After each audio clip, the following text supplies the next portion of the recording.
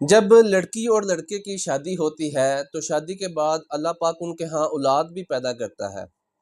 हमारे यहाँ कई ऐसे केसेस आ चुके हैं कि जब उनके यहाँ औलाद पैदा हो जाती है तो कई बिना पर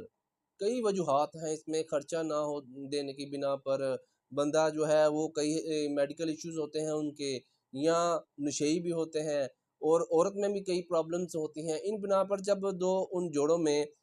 इख्तलाफात पैदा हो जाते हैं, बात इस हद तक चली जाती है कि दोनों के दरमियान तलाक की